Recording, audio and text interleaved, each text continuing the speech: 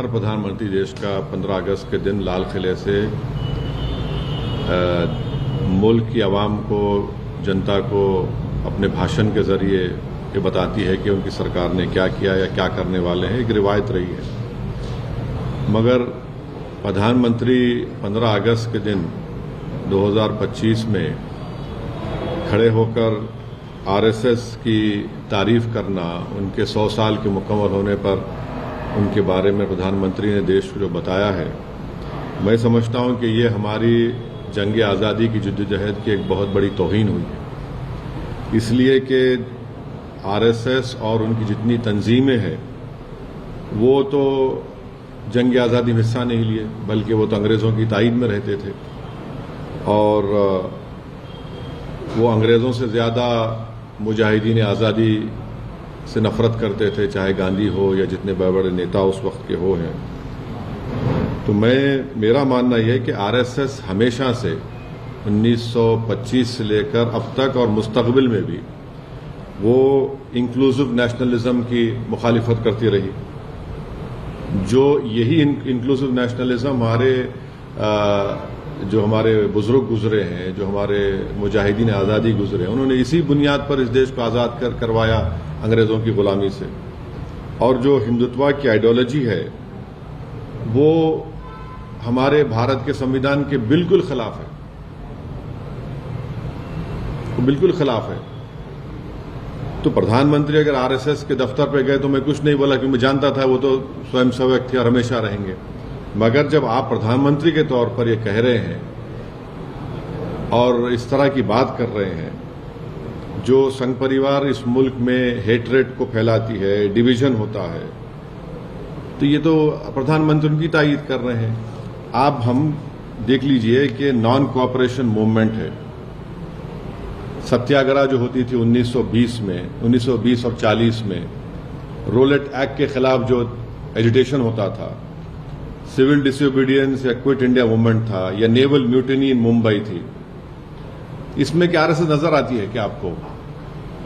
फिर आप देख लीजिए, मैं ये क्यों कह रहा हूं, आरएसएस का जो प्रार्थना है, वो प्रार्थना में क्या लिखा गया है बताइए आप?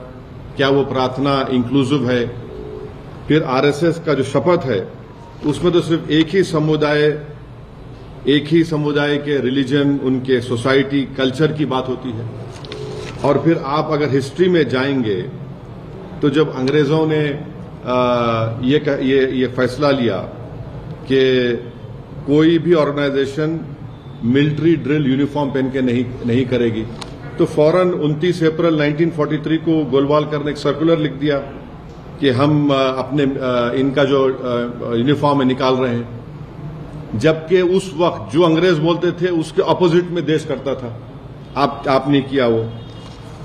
एक और बात आपको जानना चाहिए कि श्यामा प्रसाद मुखर्जी कौन है? श्यामा प्रसाद मुखर्जी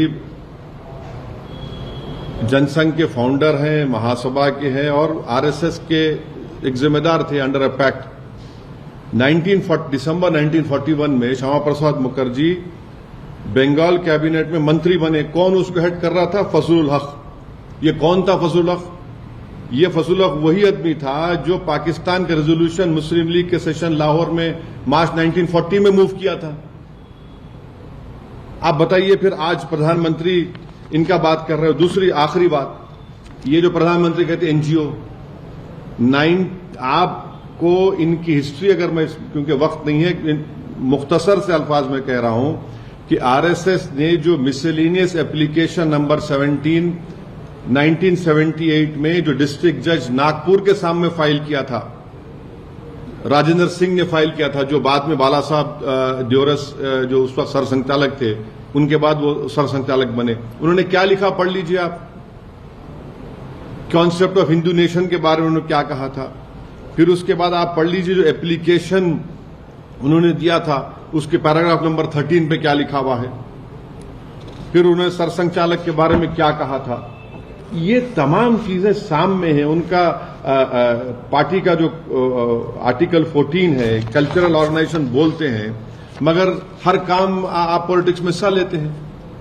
तो ये हमको अफसोसनाक दिखा कि प्रधानमंत्री इस तरह की बात किए बहैसियत प्रधानमंत्री के, वजीर आजम के। आप देश के बारे में बोलना था। आपने कल अपने भाषण में कहा कि दूसरी बातें कहीं। ठीक है, हम आइडियोलॉजिकली बीजेपी के खिलाफ थे, रहेंगे। प्रधानमंत्री बीजेपी से आते हैं, मगर एक वजीर आजम तो है। मगर इस तरह उन्होंने आरएसएस की उनको सराहा, उनकी तारीफ की, ये सरासर गलत है और ये हमारे देश के लिए ठीक नहीं है। हमारे को खतरा चीन से है। चीन आज भी हम उन पेट्रोलिंग पॉइंट्स पर हम नहीं जा सकते। हमने 25 पेट्रोलिंग पॉइंट खो दिए हैं। और जो ऑर्गेनाइजेशन देश में अपनी आइडियोलॉजी की बुनियाद पर निफाक पैदा कर रही है, इख्तलाफात को फरोग दे रही है, हेटरेट में इजाफा कर रही है, कई मसाजिद पे केसेस डाले जाते हैं, दरगाहों पर 500 साल पुरानी दरगाह पर वहां पर खबरों को तोड़ा जाता है। कौन है ये लोग? ये तो सब इनका ताल्लुक आरएसएस से है।